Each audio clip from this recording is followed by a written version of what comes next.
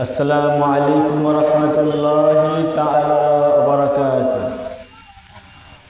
إن الحمد لله نحمده ونستعينه ونستغفره ونعوذ بالله من شرور أنفسنا ومن سيئات أعمالنا.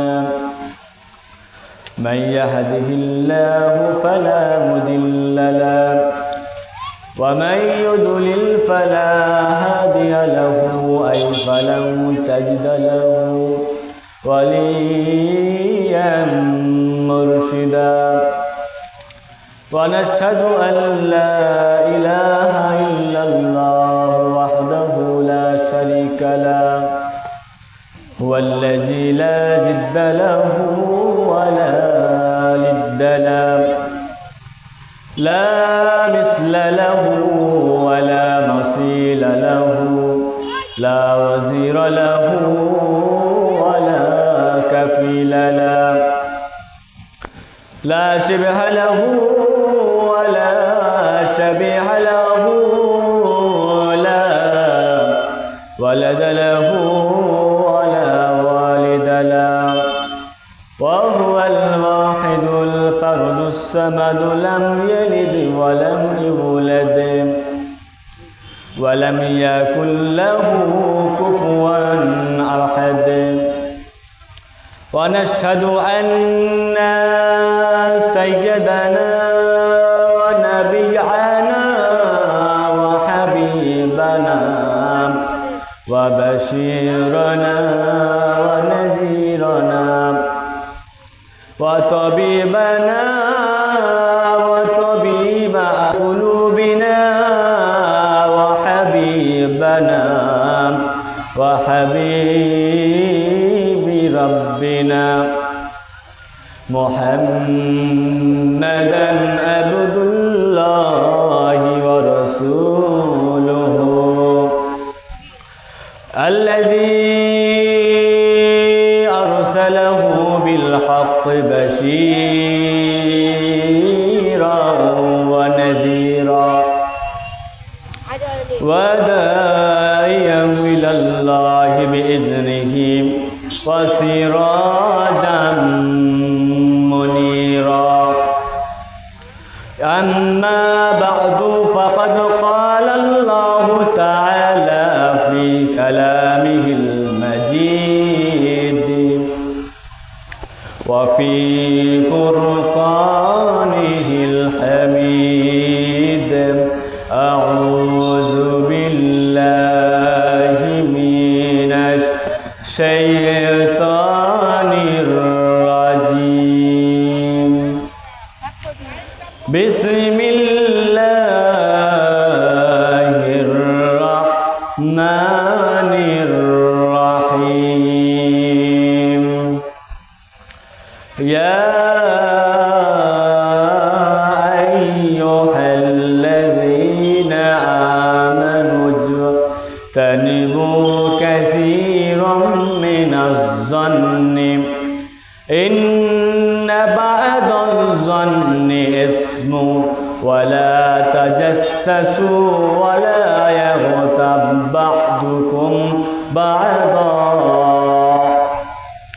أيحب أحدكم أن يأكل لحم أخيه ميتا فكرهتموه واتقوا الله إن الله تواب رحيم. إن الله وملائكته يصلون على النبي يا أيها الذين آمنوا صلوا عليه وسلموا تسليما. اللهم صل على محمد وعلى آل محمد كما صليت على إبراهيم وعلى آل إبراهيم إنك حميد مجيد. اللهم আল্লাহুম্মা বারিক আলা মুহাম্মাদিন ওয়া আলা আলি মুহাম্মাদ কামা বারাকতা আলা ইব্রাহিম ওয়া আলা আলি ইব্রাহিম ইন্নাকা হামিদুম মাজিদ। আখরকান্দা বাইতুল মামুর জামে মসজিদের উন্নয়ন কল্পে তাফসিরুল কোরআন মাহফিলে বাদ মাগরিব নামাজ আদায় শেষে মঞ্চে এসে আল্লাহর কোরআন থেকে, কোরআনুল কারীম থেকে কিছু কথা শুনবার বলার সুযোগ করে দিয়েছেন। আমরা পড়ে নিচ্ছি কালিমাতুশ শুকর আলহামদুলিল্লাহ। আমি শুরুতেই সেই মহান রবের প্রশংসা করলাম। আল্লাহ তাআলার প্রতি প্রশংসা করার পাশাপাশি শতকোটিবার বর্ষিত সেই নবীর প্রতি, যে রসুল এই দুনিয়াতে না আসলে পৃথিবীর কোনো কিছু সৃষ্টি হতো না। এমনকি রসুল সাল্লাল্লাহু আলাইহি সাল্লাম জান্নাতে ধাক্কা না দিলে একজন নবীও জান্নাতে ঢুকতে পারবে না।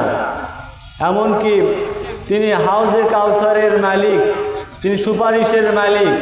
আমরা তার প্রতি দরুদ সালাম করতেছি, সকলে বলি সাল্লাল্লাহু আলাইহি ওয়াসাল্লাম। আমি পবিত্র কুরআনুল কারীম থেকে সূরা হুজরাতের 12 নম্বর আয়াতটি তেলাওয়াত করেছি। এই আয়াতের মধ্যে আমার আল্লাহ তাআলা তিনটি কথা বলেছেন, তিনটি নিষেধ করেছেন। আল্লাহ তাআলা ঈমানদার দেখে দেখে বলেছেন। আর আমি এই আয়াতটা পড়ে জানতে পারলাম, আমার মনে হয় সূরা হুজরাতের মধ্যে আল্লাহ তাআলা যে কথাগুলো বলেছেন প্রত্যেকটা কথা সমাজের দিকে তাকিয়ে তাকিয়ে বলেছেন। এত কথা, যে কথাগুলো বলেছেন সেগুলো সমাজের মধ্যে যে সমস্ত অন্যায় কাজ, অপরাধ, এরকম কাজগুলোকে আল্লাহ সূরা হুজরাতের মধ্যে তুলে দিয়েছেন। সেই সূরা হুজরাতের আমি বাছাইকৃত 12 নম্বর আয়াতটি তেলাওয়াত করেছি। আল্লাহ রাব্বুল আলামিন বলেন, ইয়া আইয়ুহাল্লাযীনা আমানু জতানিবু কাসীরাম মিনাজ-যন্নি ইন্না বা'দাল-যন্নি ইসম। আল্লাহ বলেন, হে মুমিনগণ, ও হে বিশ্বাসী বান্দারা, তোমরা একে অপরের প্রতি ধারণা করো না, অনুমান করো না। আল্লাহ বলতেছেন, হে মুমিনরা, তোমরা অনুমান করে, আন্দাজ করে, ধারণা করে কোনো কথা বলো না, কারণ ধারণা করা সবচাইতে বড় পাপ। সুতরাং তোমরা ধারণা করে কথা বলো না। আল্লাহ তাআলা অন্য আয়াতে বলেন, ইয়াত্তাবিউনা ইল্লায-যন্না ওয়া ইন্নায-যন্না লা ইউগনি মিনাল হাক্কি শাইআ। সত্য অনুমান তো শুধুমাত্র মানুষের মনে মনে চলে, কিন্তু অনুমান করা, আন্দাজ করা সত্যের বিকল্প হতে পারে না। আল্লাহ রাসূল সাল্লাল্লাহু আলাইহি সাল্লাম বলেন, ইয়াকুমুয-যন্না ফা ইন্নায-যন্না আযযাবাল হাদিস। তোমরা ধারণা করে কথা বলো না, অনুমান করে কথা বলো না, কারণ অনুমান করা, ধারণা করে কথা বলা সবচাইতে বড় মিথ্যা কথা। ধারণা করে কথা বলা সবচাইতে বড় মিথ্যা কথা।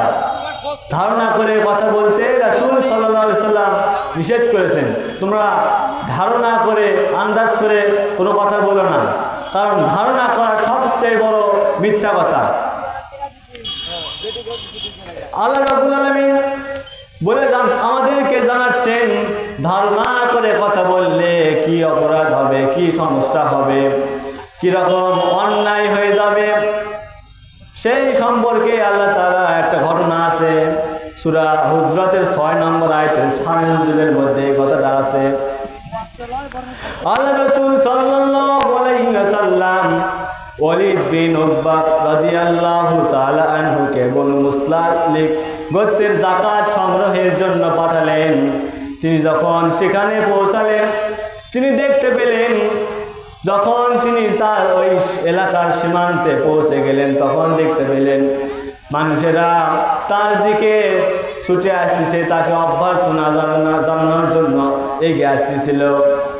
তখন তিনি ভাবলেন, আমার মনে হয় এরা আমাকে হত্যা করার ষড়যন্ত্র করেছে, তারা জাকাত দিবে না বরং আমাদেরকে হত্যা করবে। তিনি মনে মনে আন্দাজ করে ধারণা করে তাদের ছুটে আসা দেখে তাদের ব্যাক টু মদিনা তিনি সঙ্গে সঙ্গে এই মদিনায় এসে রাসূল সাল্লাল্লাহু আলাইহি সাল্লামকে বললেন, ইয়া রাসূলুল্লাহ, ইয়া হাবিবাল্লাহ, আমি যখন বনু মুস্তালিকে গিয়েছিলাম দেখি অনেকগুলো লোক আমার সামনে আসতেছিল।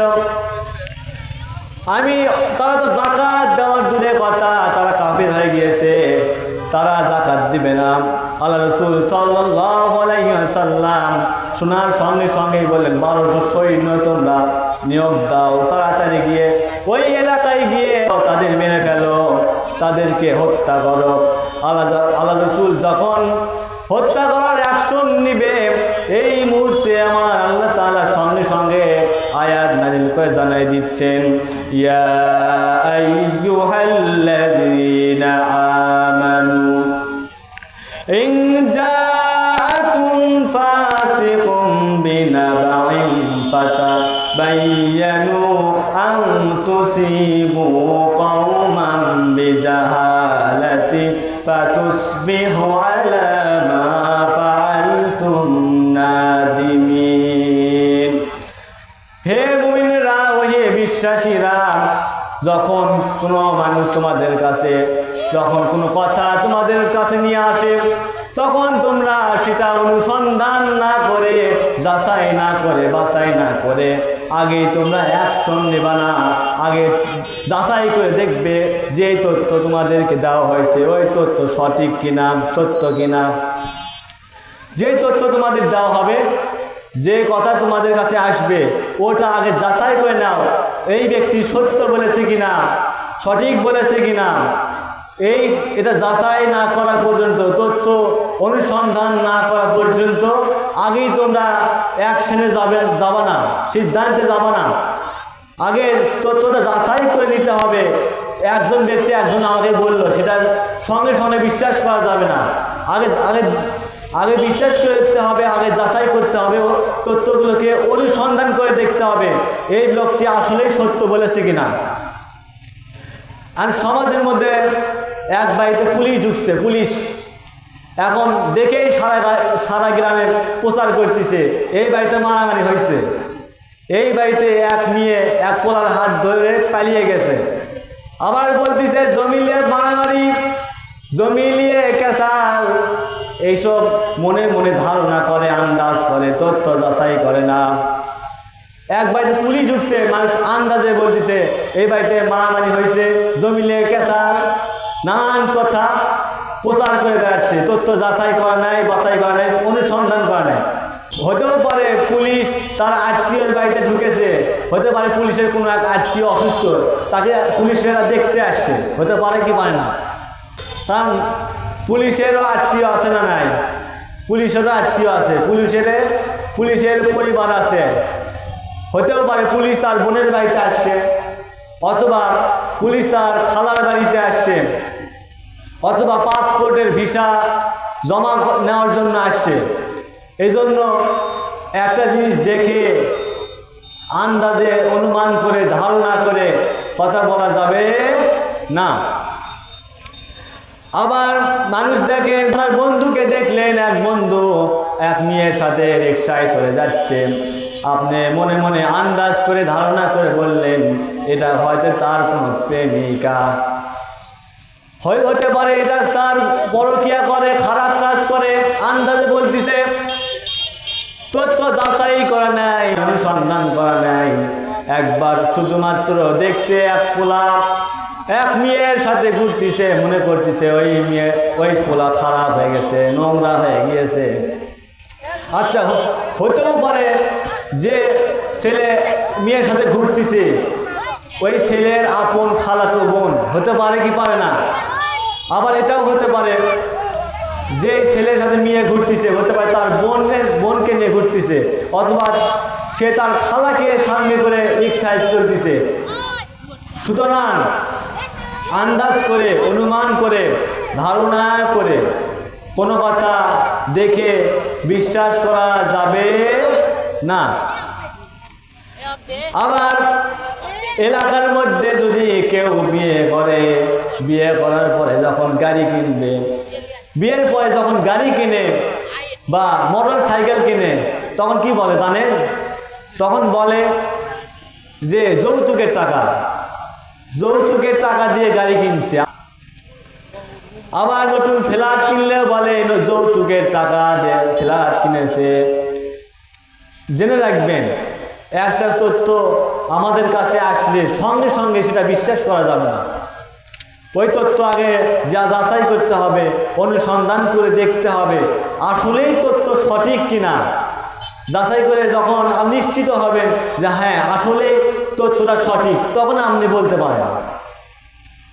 তার মানে এই আয়াতের মধ্যে আল্লাহ তাআলা তিনটা কথা বলেছেন। 1 নাম্বার, অনুমান করো না, ধারণা করো না। কারণ অনুমান করা, ধারণা করা সবচেয়ে বড় মিথ্যা কথা, আর কোনো ক্ষেত্রে এটা পাপ। এই আয়াতের 2 নম্বর কথা হলো ওয়ালা তাজাসসু, তোমরা একে অপরের গোপনীয় বিষয় অনুসন্ধান করো না, একে অপরের গোপনীয় বিষয় নিয়ে গোয়েন্দাগিরি করো না। এখন অনেকে জানালা খোলা দেখলে গিয়ে কি মারে, আওয়াজ করে বলেন ঠিক কিনা। আবার দুইজন বন্ধু ওইদিকে গল্প করতেছে, আলোচনা করতেছে। এখন কিছু লোক আছে ওই মিনিটে যাওয়ার সময় কান আড়ি পেতে শোনে, এরকম মানুষ আছে না নাই? অনুমতি ছাড়া কারো মোবাইলের গ্যালারি চেক করে দেখা যাবে না। অনুমতি ছাড়া কারো মোবাইলের মেসেঞ্জারে কে কার সাথে চ্যাটিং করেছে এটা আপনি খুলে দেখা যাবে না। কারো মোবাইলের মেইল খুলে দেখা যাবে না। অনুমতি ছাড়া কারো চিঠি পড়ে দেখা যাবে না। অনুমতি ছাড়া কারো ঘরে প্রবেশ করা যাবে না। আবার অনেকে আছে বলে ভাই কোথায় চাকরি করেন, কত টাকা বেতন, ভাই বয়স কত, এরকম গোয়েন্দাগিরি করে। এরকম সমাজে মানুষ আছে না নাই? ওই যে ওর যে কোন চাকরি করে, কত টাকা বেতন, কি চাকরি করে, কত বয়স, এটা জানে আপনার কি লাভ? আপনার কোনো লাভ আছে? আবার মেয়েদের মধ্যে যখন পেটের সন্তান ধারণ করে, তখন অনেক মেয়েরা গিয়ে বলে পেটে কয় মাস আর কয় মাস বাকি, এরকম জিজ্ঞেস করে কি করে না? এগুলো গোয়েন্দাগিরি করা যাবে? এই গোয়েন্দাগিরি শুধু ছেলেরাই করে না, মেয়েরাও করে, ঠিক কিনা? কারো সম্পর্কে গোপনীয়তা, কারো সম্পর্কে গোপন বিষয় অনুসন্ধান করা যাবে না, গোয়েন্দাগিরি করা যাবে না।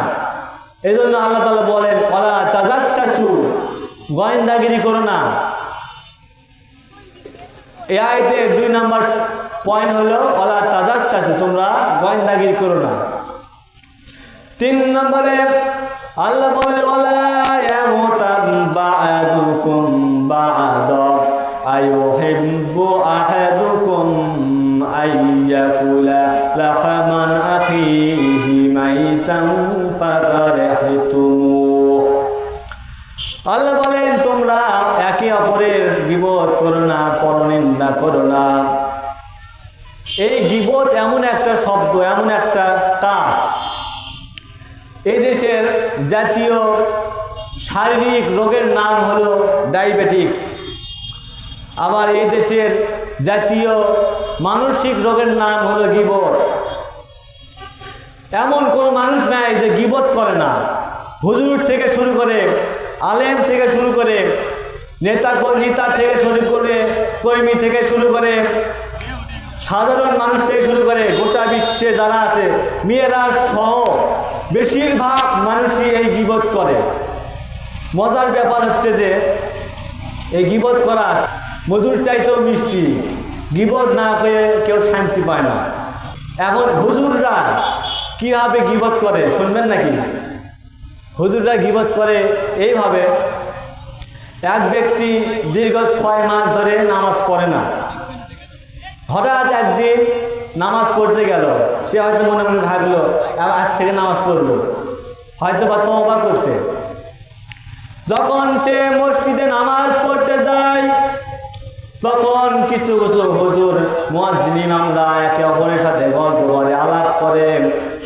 এতদিন নামাজ নাই, আজকে কোথায় থেকে পণ্ডিত হয়ে আসলো, হাজি হয়ে আসলো, এতদিন নামাজ পড়েনি, আজকে কোন জায়গায় হজ করে আসলো। তা মুয়াজ্জিন ইমামরা একে অপরের সাথে গল্প করে আর আলাপ করে যে এতদিন নামাজ নাই, এতদিন নামাজের ধার দিয়ে দেখিনি, আজকে কোথায় থেকে কি হয়ে আসলো, আজকে নামাজ পড়তেছে। এরকম হুজুর ইমাম সাহেব আছে না নাই? গীবত এমন একটা বিষয়, এমন একটা খারাপ জঘন্যতম কাজ যা হুজুরেরাও করে, বেশিরভাগ হুজুররাই করে, সব হুজুরের কথা বলি নাই, বেশিরভাগ হুজুররাই এই গীবত করে। এই আমি কোরআন ও হাদিস থেকে গীবত করলে কি শাস্তি হতে পারে, কীরকম খারাপ কাজ হতে পারে, আমি 10টা শাস্তি খুঁজে পেয়েছি। আবার এই গীবত শুধু ছেলেরাই করে না, এটা বেশিরভাগ মেয়েদের মধ্যে এটা প্রচলিত। সমাজের মধ্যে এক মেয়ে আরেক মেয়ের সাথে দেখা হলেই বলে অমুকের বাড়িতে এই হয়েছে, অমুকের বাড়ি ওই হয়েছে, অমুকের বাড়ি ওর এই সমস্যা, ওর ওই ঘটনা। আবার অনেকগুলো মেয়েরা রাস্তায় বসে একে অপরের সাথে আলাপ করে আর অন্যের দোষ খোঁজে, কার কি হলো, কখন কার সমস্যা হলো, কোথায় কি হলো, এই দোষ খোঁজালে তারা ব্যস্ত থাকে। আমার কথা হচ্ছে মেয়েরা এই আচরণ সবচাইতে বেশি। এই জন্য আল্লাহ রাসূল সাল্লাল্লাহু আলাইহি সাল্লাম বলেন, আমি জাহান্নামের মধ্যে সবচাইতে বেশি যাদেরকে দেখেছিলাম তারা হলো অতিরিক্ত মেয়ে মানুষেরা। সবচেয়ে নারীদেরকে জাহান্নামে তিনি বেশি দেখেছিলেন। সুতরাং জাহান্নামে নারীরা যাবে সবচেয়ে বেশি। আল্লাহ রাসূলকে জিজ্ঞেস করা হলো, ইয়া রাসূলুল্লাহ, ইয়া হাবিবাল্লাহ, কেন তারা বেশি জাহান্নামে যাবে? আল্লাহ রাসূল বলেন, তো তোমরা স্বামীর কৃতজ্ঞতা প্রকাশ করো না, অকৃতজ্ঞ হও। আবার যখন স্বামীর সঙ্গে একটু ভেজাল হয়, সমস্যা ঝগড়া হয়ে যায়, তখন তোমরা বলো জীবনে তোমার কাছে ভালো কিছু আশা করি নাই, জীবনে তোমার কাছে ভালো কিছু আশা করিনি, ভালো কিছু তোমার কাছে জীবনে পাইনি। একদিন ঝগড়া হলেই সারা জীবনের কথা উল্লেখ করে, জীবনে তুমি আমাকে ভালো কিছু দাও না। এই জন্য তারা সবচেয়ে বেশি জাহান্নামে যাবে। এজন্য তিনি বলেন, ওহে নারীরা, তোমরা বেশি বেশি দান সদকা করো, বেশি বেশি দান সদকা করো। এবার আল্লাহ রাসূল সাল্লাল্লাহু আলাইহি সাল্লাম বলেন, আতাদরুনা মাল গীবা, ও আমার সাহাবীরা, তোমরা জানো নাকি গীবত কাকে বলে? রাসূল সাল্লাল্লাহু আলাইহি সাল্লাম সাহাবীদেরকে জিজ্ঞেস করলেন, তোমরা বলো তো গীবত কাকে বলে? সাহাবীরা সঙ্গে সঙ্গে উত্তর দিলেন, আল্লাহু ওয়া রাসূলুহু আ'লাম, আল্লাহ এবং আল্লাহর রাসূলই সবচেয়ে ভালো জানেন।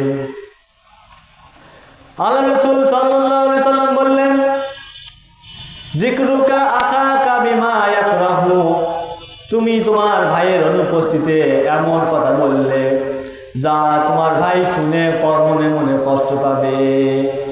কারো অনুপস্থিতিতে কারো দোষ নিয়ে আলোচনা করা যাবে না, কারো দোষ খোঁজা যাবে না। এরপরে সাহাবীরা রাসূল সাল্লাল্লাহু আলাইহি সাল্লামকে জিজ্ঞেস করলেন, কিলা আফারাইতা ইন কানা ফি আখি মা আকুল, ইয়া আল্লাহর রাসূল, আমি আমার ভাইয়ের সম্পর্কে যে দোষের কথা বলবো, আসলেই যদি আমার ভাইয়ের মধ্যে সেই দোষটা থাকে তাহলে কি হবে? আল্লাহ রাসূল বললেন, এটাই হলো গীবত। তাহলে তিনি রাসূল বললেন, আসলে যদি তার মধ্যে সেই দোষটা থাকে এটাই হলো গীবত। এটা কি গীবত? ওয়াইল্লাম ইয়াকুম ফীহি ফাকাদ বুহতান, আর যদি তোমার ভাইয়ের মধ্যে ওই দোষটা না থাকে, তুমি যদি আন্দাজ করে তার নামে একটা কথা বলো, তাহলে সেটা হবে বুহতান, মানে মিথ্যা অপবাদ দেওয়া। যদি তোমার ভাইয়ের মধ্যে ওই দোষটা না থাকে, তুমি যদি ওইটা বাদে অন্য কোনো কথা বলো যেটা তোমার ভাইয়ের মধ্যে দোষ নাই, তুমি বানিয়ে বানিয়ে বলছো, তাহলে এটা বুহতান, মানে হচ্ছে মিথ্যা অপবাদ। এটা গীবতের চাইতেও খারাপ, মারাত্মক অপরাধ। এটা গীবতের সংজ্ঞা বললাম। গীবতের শাস্তি শুরু হবে এখন। গীবতের 1 নম্বর শাস্তি হলো লাম্মা উরিজা বি মারারতু বিকওমিন লাহুম আযফারুম মিন নুহাস। রাসূল সাল্লাল্লাহু আলাইহি সাল্লামকে যখন মিরাজে নিয়ে যাওয়া হলো, তখন রাসূল সাল্লাল্লাহু আলাইহি সাল্লাম দেখলেন এমন লোকদের পাশ দিয়ে তিনি যাচ্ছিলেন যাদের নখ ছিল তামার।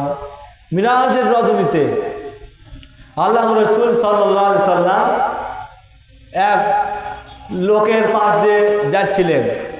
যেতে যেতে তিনি দেখলেন তাদের নখ তামার। এরপরে তিনি দেখলেন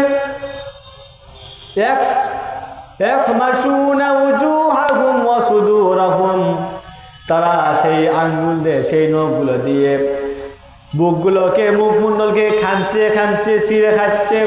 আল্লাহ রাসূল সাল্লাল্লাহু আলাইহি সাল্লাম বললেন ফাকুলতু মান হাওলা ইয়া জিবরাইল, ইয়া জিবরাইল, আমাকে বলো এরা কারা।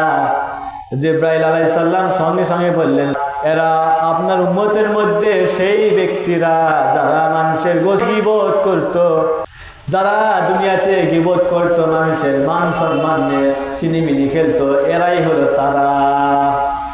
এটা হলো গীবত করার প্রথম শাস্তি। এবার গীবত করার দ্বিতীয় শাস্তি হলো আল্লাহ রাসূল সাল্লাল্লাহু আলাইহি ওয়াসাল্লাম তিনি বললেন আতাদরুনা মাল মুফলিস। আমার সাহাবীরা বলো তো সবচাইতে গরিবকে, নিঃস্বকে, গরিবকে, মুফলিসকে, সবচেয়ে নিঃস্বকে, সবচেয়ে গরিবকে?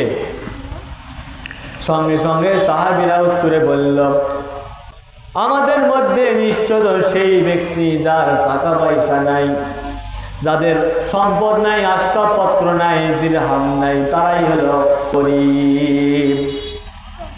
কিয়ামতের ময়দানে আল্লাহ রাসূল বলেন সবচাইতে গরিবকে, সবচেয়ে নিঃস্বকে? সাহাবীরা বলল যার টাকা নাই, পয়সা নাই, সেই তো মিসকিন, সেই তো গরিব। আল্লাহ রাসূল বলেন কিয়ামতের ময়দানে এমন ব্যক্তি যে নামাজ, রোজা, যাকাত সামনে নিয়ে উপস্থিত হবে, কিন্তু তার এমন একটা সময় হয়ে যাবে সে মানুষকে গালি দিত, মানুষকে মিথ্যা অপবাদ দিত, অন্যের সম্পদ ভক্ষণ করত, একে অন্যকে হত্যা করত। এর কারণে আল্লাহ রাসূল বলে দিয়েছেন কিয়ামতের ময়দানে যার প্রতি এই অন্যায় অত্যাচার করেছিল, তার এই অত্যাচারের কারণে যে ব্যক্তি মানুষের প্রতি অত্যাচার করেছিল সেই ব্যক্তির যতগুলো সওয়াব আছে, নেকিগুলো আছে, ওই নেকিগুলো ওই মজলুম ব্যক্তির আমলনামায় ট্রান্সফার করে দেওয়া হবে। সুতরাং যারা গীবত করে আল্লাহর কাছে তওবা করুন।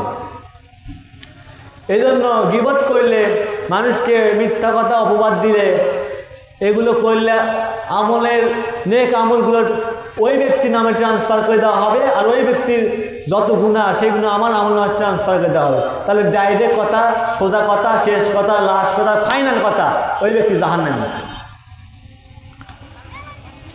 এইবারে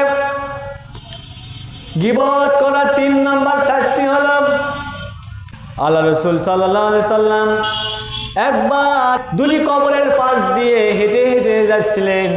তখন তিনি বললেন এই দুটো কবরের মধ্যে আযাব হচ্ছে। আওয়াজ করে বলেন কি হচ্ছে? এই দুটো কবরে আযাব হচ্ছে। আল্লাহ রাসূল বলেন কিন্তু তাদের এই আযাব খুব একটা বড় কোনো কারণে আযাব হচ্ছে না, ছোট্ট একটা কারণ, কঠিন কাজের জন্য তাদের আযাব দেওয়া হচ্ছে না, সাধারণ একটা কাজের জন্য তাদেরকে আযাব দেওয়া হচ্ছিল। এরপরে আল্লাহ রাসূল বলেন, আম্মা আহাদুহুমা ফাকানা ইয়াসাবিন নামিমা, তবে একজনকে পরনিন্দা করার জন্য অর্থাৎ চগলখড়ি করার জন্য শাস্তি দেওয়া হচ্ছে। দুটি কবরে আযাব হচ্ছে, তার মধ্যে একটা কবরে আযাব হচ্ছে, তিনি বললেন এই ব্যক্তি দুনিয়ায় চলাফেরা করার সময় গীবত করত, অন্যের নামে পরনিন্দা করত, পরচর্চা করত, অন্যের দোষ খুঁজে বেড়াতো, এই জন্য এই ব্যক্তির কবরে আযাব হচ্ছে। আরেক ব্যক্তির জন্য আরেক শ্রেণী হলো আরেকজন প্রসাব করার ব্যাপারে সতর্ক ছিল না, অর্থাৎ প্রসাবের পানি নিত না, পাক পবিত্র থাকতো না, এই জন্য করে তার কবরের মধ্যে আযাব হচ্ছে। তার মানে আল্লাহ রাসূল বলেন, আমি একটা কবরের দুটা কবরের পাশ দিয়ে হেঁটে হেঁটে গেলাম, তার মধ্যে দেখলাম দুটো কবরের মধ্যেই আযাব হচ্ছে। তার মধ্যে একটা কবরে আযাব হচ্ছে যাদের, তারাই হলো যারা দুনিয়ায় থাকে গীবত করত। আরেক শ্রেণী হলো যারা প্রসাবের পানি নিত না, নাপাক থাকতো, তারা নাপাক থাকতো, পবিত্রতা অর্জন করতো না, এই জন্য তাদের কবরে আযাব হচ্ছে। তার মানে আমি গীবতের যে 10টা শাস্তির কথা বলতে চাইছিলাম তার মধ্যে 3টা গেল। আওয়াজ করে বলেন কয়টা? 3টা গেল। 4 নম্বর শাস্তি হলো আল্লাহ রাসূল সাল্লাল্লাহু আলাইহি সাল্লামকে বলা হলো, ইয়া রাসূলুল্লাহ ইন্না ফালানাতু তাকুমাল লাইলা ওয়া তাসুমুন নাহার, নিশ্চয় এক মহিলা রাতে নফল নামাজ পড়তো, দিনে নফল রোজা রাখতো, কিন্তু তার জিহ্বা দ্বারা নিজের প্রতিবেশীদেরকে কষ্ট দিত। ক্বালা লা খায়রা ফিহা হিয়া মিন আহলিন নার, এবং তার জন্য কোনো প্রকার কল্যাণ নাই, তা যাবে জাহান্নামী, তারা জাহান্নামে যাবে। তিনি বললেন, আর আল্লাহ রাসূলকে বলা হলো এক মহিলা রাতে নফল নামাজ পড়তো, দিনে নফল রোজা রাখতো, কিন্তু নিজের জিহ্বা দ্বারা প্রতিবেশীদেরকে মানুষদেরকে কষ্ট দিত। তিনি বললেন তার জন্য কোনো কল্যাণ নাই, তারাই যাবে জাহান্নামী, এই সমস্ত মেয়েরা জাহান্নামে চলে যাবে। তার মানে 4টি শাস্তি গেল। 5 নম্বর শাস্তি হলো আল্লাহ কোরআনের মধ্যে বলে দিয়েছেন, ওয়াইলুল লিকুল্লি হুমাযাতিল লুমাযা, যারা সামনে পিছনে গিয়ে নিন্দা করে, পরনিন্দা করে, গীবত করে, তাদের জন্য ধ্বংস হোক। এই পবিত্র কুরআনুল কারীমের মধ্যে এই গীবত সংক্রান্ত একটা সূরা আল্লাহ নাযিল করে দিয়েছেন। সূরার নাম সূরা হুমাযা। হুমাযা শব্দের অর্থ হচ্ছে পরনিন্দাকারী, সামনে থেকে অন্যের দোষ খোঁজে, পিছন থেকে অন্যের দোষ খোঁজে। এরপরে 6 নম্বর শাস্তি হলো এক মুসলমান অন্য মুসলমানের সম্মান নিয়ে যে সিনিমিনি খেলে, এটা হারাম। মানুষের ছোট করার উদ্দেশ্যে মানুষের নামে যে গীবত করা, এটা একটা সম্পূর্ণ আল্লাহ হারাম করে দিয়েছেন। আর হারাম কাজ করলেই সেটা সঙ্গে সঙ্গে কবিরা গুনাহ হয়ে যায়। 10টা শাস্তির মধ্যে 6 নম্বরে গেল। 7 নম্বরে ভয়াবহ শাস্তির কথা আল্লাহ রাসূল সাল্লাল্লাহু আলাইহি ওয়াসাল্লাম বলে দিয়েছেন। তিনি বললেন, আল গীবাতু আশাদ্দু মিনাজ জিনা, গীবত হচ্ছে জিনার চাইতেও বড় মারাত্মক অপরাধ, জিনার চাইতেও বড় খারাপ। আল্লাহ রাসূলকে জিজ্ঞেস করা হলো, ইয়া রাসূলুল্লাহ ওয়া কাইফাল গীবাতু আশাদ্দু মিনাল জিনা, কিভাবে গীবত জিনার চাইতেও খারাপ? আল্লাহ রাসূল সাল্লাল্লাহু আলাইহি ওয়াসাল্লাম সেই বলে দিয়েছেন, নিশ্চয় যখন কেউ কোনো জিনাকার ব্যক্তি, যখন কোনো ব্যভিচার ব্যক্তি জিনা করার পরে আল্লাহর কাছে তওবা করে, ফায়াতুবুল্লাহু আলাইহি, আল্লাহ সঙ্গে সঙ্গেই তার গুনাহ মাফ করে দেয়, সঙ্গে সঙ্গে তার গুনাহ মাফ করে দেয়। আর যারা গীবত করে, গীবতকারীকে ততক্ষণ পর্যন্ত ক্ষমা করা হয় না। হাদিসের সারমর্ম হচ্ছে, আল্লাহ রাসূল বলেন, একটা বিবাহ বহির্ভূত ছেলে মেয়েদের শারীরিক সম্পর্ক, এটা হলো জিনা। এই জিনার চাইতেও বড় খারাপ এই গীবত করা, অন্যের দোষ খোঁজা। জিনার চাইতে বড় খারাপ এই গীবত। রাসূল তখন সাহাবীরা জিজ্ঞেস করলো, ইয়া রাসূলুল্লাহ, জিনার চাইতে গীবত সবচেয়ে খারাপ কেমন করে হতে পারে, কেন খারাপ, কি জন্য গীবতে জিনার চাইতে খারাপ? তখন রাসূল সাল্লাল্লাহু আলাইহি সাল্লাম বললেন, একজন জেনাকার ব্যক্তি যদি জিনা করে আল্লাহর কাছে দু হাত উঁচু করে দোয়া করে যে আল্লাহ আমার ক্ষমা করে দাও, তওবা করে, আল্লাহ তাআলা সঙ্গে সঙ্গে তার তওবা কবুল করে দেয় আর তার গুনাহ মাফ করে দেয়। আর গীবতকারী ব্যক্তিকে ততক্ষণ পর্যন্ত ক্ষমা করা হয় না যতক্ষণ পর্যন্ত যার নামে গীবত করা হয়েছে ওই ব্যক্তি তাকে ক্ষমা না করে। এই আয়াতটা, এই হাদিসটা শুনে আমি খুবই আশ্চর্য হয়েছিলাম এবং আমি নিজেই বিপদে পড়ে গেছি। বিপদে পড়ার কারণ হচ্ছে যে, কারণ গীবত তো এমন একটা জিনিস আমার মধ্যে না, এটা তো বলা যাচ্ছে না। গীবত তো আমার মধ্যেও হয়ে গেছে। আমি যখন এই গীবতটা, এই হাদিসটা শুনে পড়ার পরে আমি খুবই আশ্চর্য হলাম এবং খুবই মনে মনে ভয় ভয় কাজ করলো যে গীবত।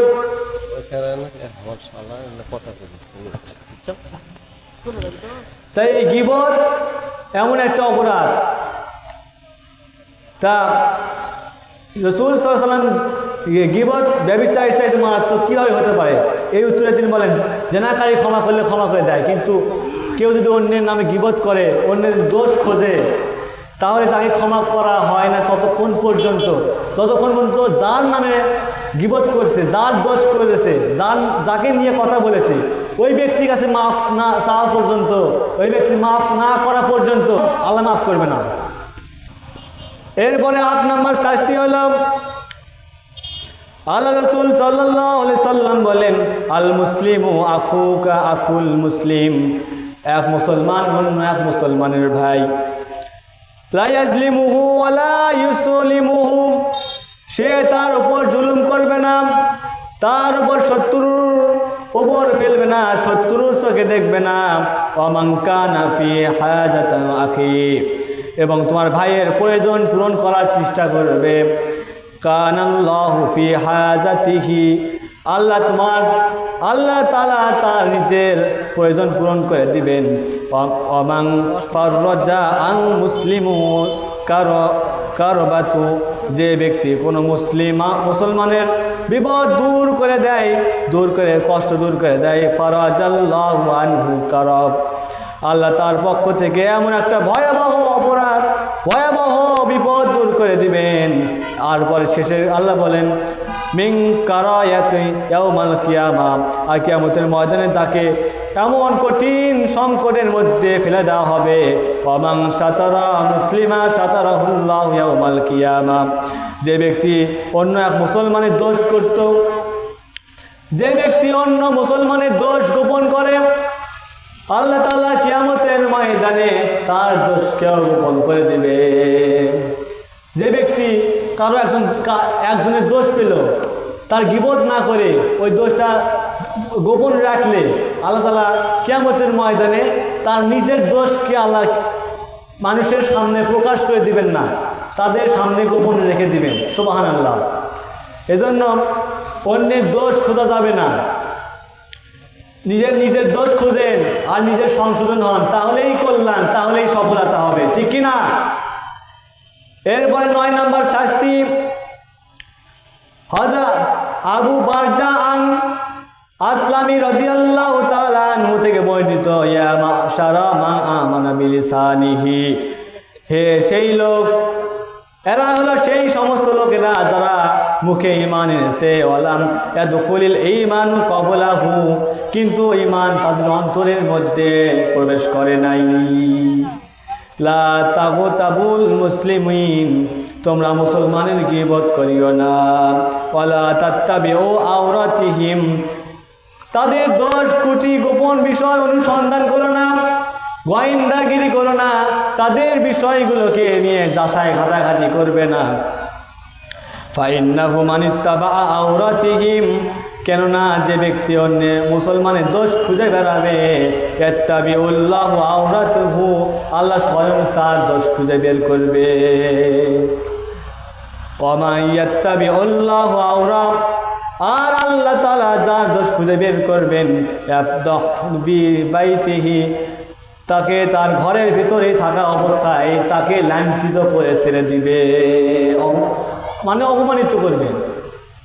আল্লাহ রাসূল অনেক হাদিসে ভিতরে এই কথা বলেছেন, তোমরা গীবত করো না, অন্যের পিছনে লেগে থেকো না, তোমরা নিজের দোষ খোঁজো, নিজের দোষের দিকে প্রাধান্য দাও, মানুষের পিছনে লেগে থেকে কী লাভ? তুমি যদি তোমার এক ভাইয়ের দোষকে গোপন রাখো, তাহলে কিয়ামতের ময়দানে তোমার নিজের তো দোষ আছেই, সেই দোষকে আল্লাহ তাআলা গোপন রাখবেন।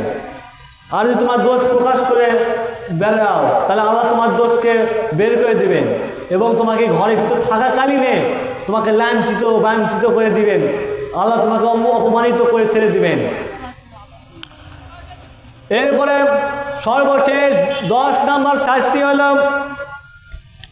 এই কোরআনের মধ্যে আমি যে আয়াত তেলাওয়াত করেছিলাম সূরা হুজরাতের 12 নম্বর আয়াতের ভিতরে এই শাস্তির কথা আল্লাহ বলে দিয়েছেন, ওয়ালা ইয়াগতাব বা'দুকুম বা'দা আইয়ুহিব্বু আহাদুকুম ইন ইয়াকুলা লাহমা আখিহি মাইতান ফাকারিহতুমুহ, যারা অন্যের গীবত করে, একে অপরের পেছনে লেগে থাকে, তোমরা কি কেউ কারো মৃত ভাইয়ের মরা ভাইয়ের গোশত খেতে পছন্দ করবে নাকি?